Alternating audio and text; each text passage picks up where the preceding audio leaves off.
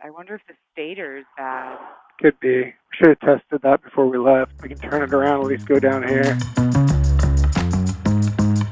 Nothing else? Here we go. Shutting it down. Bikes are all loaded. We're using backpacks, which we don't normally use. It's funny to be leaving from home. Also, it's funny to have camping gear on sport bikes. Totally. So let's just go real slow. We're gonna go out the back way.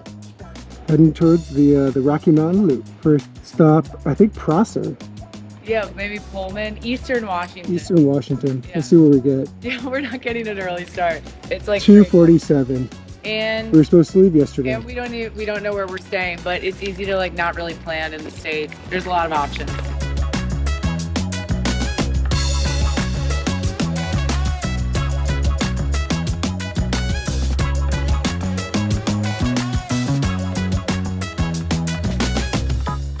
Our favorite mountain right here. It's called Tiger Mountain, and a lot of people go paragliding off of it. There's a bunch of paragliders up there, but you probably can't see them on the GoPro, of course.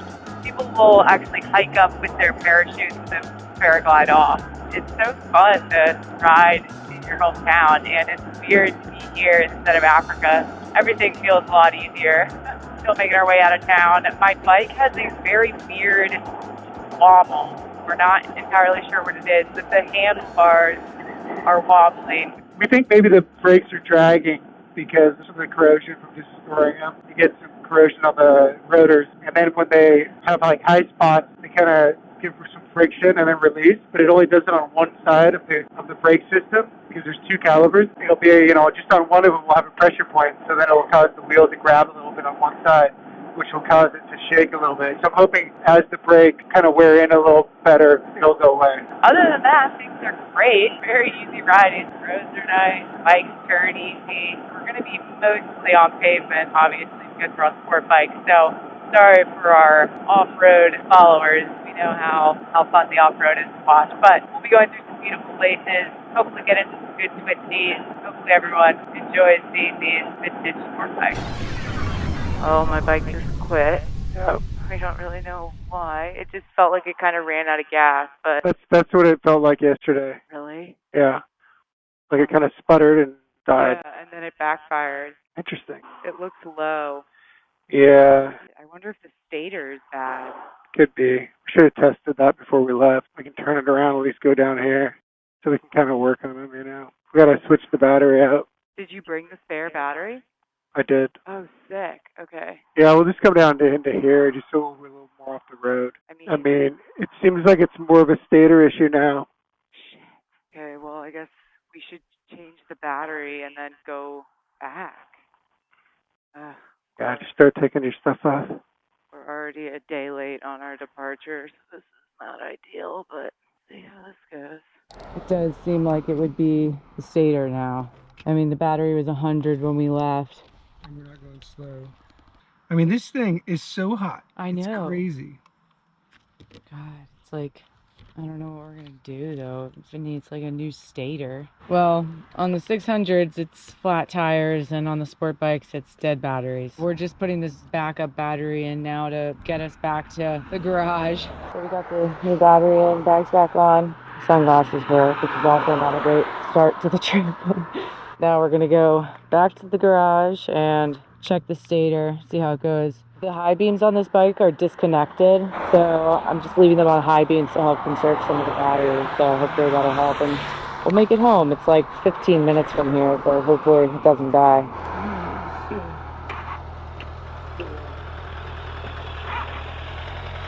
Nothing. Nothing. It doesn't even turn. They could do these wires.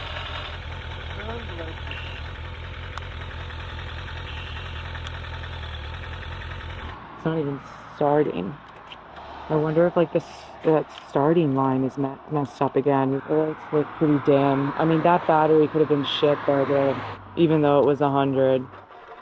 Your book or anything? Give me a shot. Yeah, I got my book. It's reading bad. It's only like 20 minutes. Yeah, I have it. Okay. It's fun to ride. What a pain in the ass.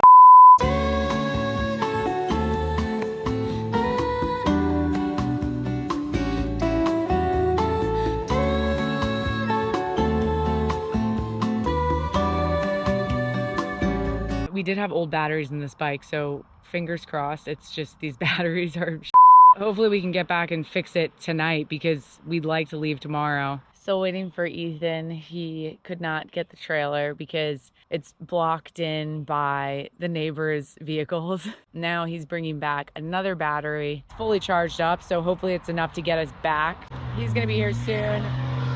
We're gonna change the battery again, and then I'm just gonna throw all the bags in the car and he's gonna follow me back. The regulator rectifier is known to fail a lot of the time from like overheating and shorting of wires and everything. Just been watching some YouTube videos on how to check the voltage readings on the regulator rectifier and then how to do a stator test and everything. So there's some good information. So hopefully we'll be able to do some tests when we get home and pinpoint what the problem is. That's the update. I'm gonna take the bags off and hopefully Ethan will be here soon.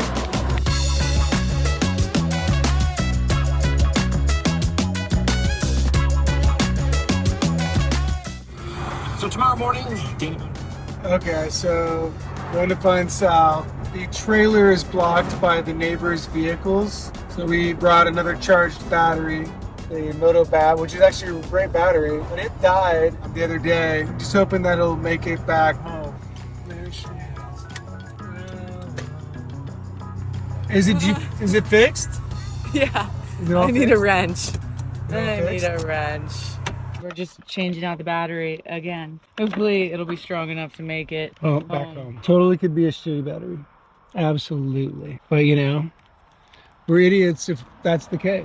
We should have got a new battery. Regardless, this Moto Bat battery is better. All right, I'll wait for you. The headlights are off. Yeah, they're off. Oh, the nice thing is I don't have to ride with all the bags. Fingers crossed this goes. I got to keep the RPMs up. Apparently 5,000 is like the best RPM for charging.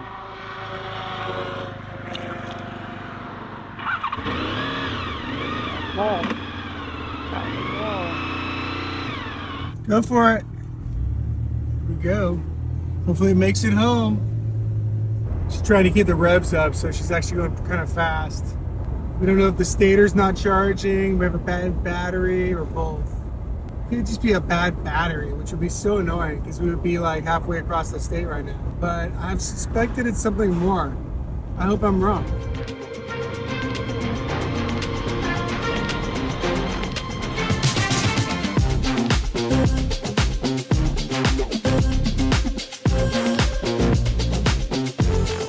Alright, we're getting close. I'm like 5 minutes away. I've been trying to hold it above 5,000. I've had to stay in like second gear because it's like such a low mile per hour. But yeah, we're close, so hopefully. Well, I made it back. We're just taking a reading on the battery. See if it's taking from the stator or if it's just depleting when we rev it. We're gonna go through all the tests now and see what the issue is. These test okay. They should all be under 1. Oh yeah, okay. 0.6, 0.8, 0.5, so it's all below 1. So that should be okay. Okay, and that's coming right That's from the stator. yeah. I mean, unless we test this, I'm not sure if there's an actual regulator rectifier test other than... Yes, there is. That's what I was looking at earlier. All right, we're gonna go. Rev it up to 5 and hold it. Right out.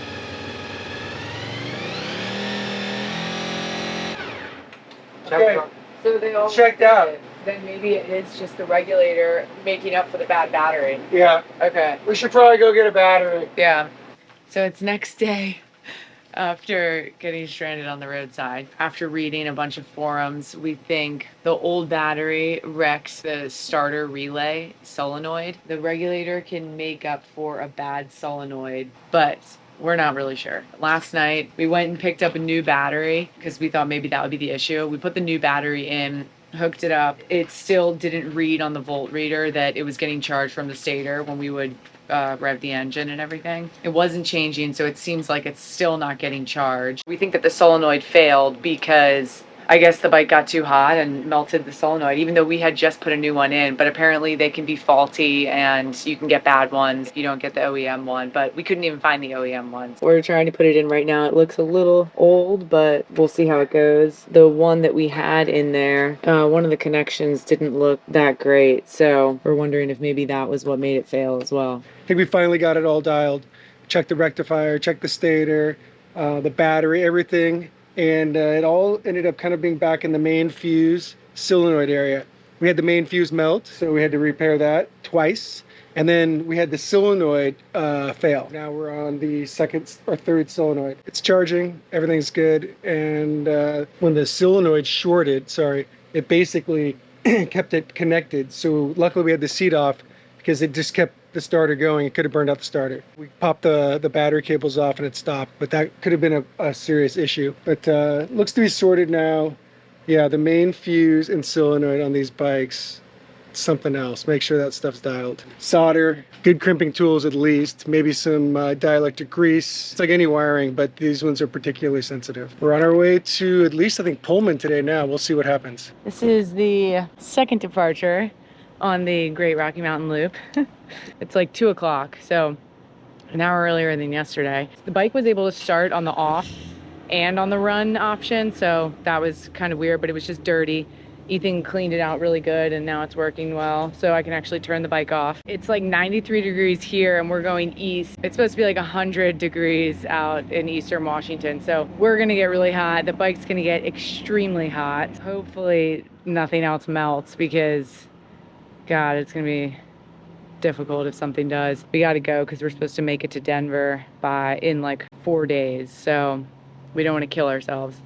It's like 28 hours. At least we're on sport bikes. If we were on the 600s, we'd be kind of screwed. We're gonna hit the road.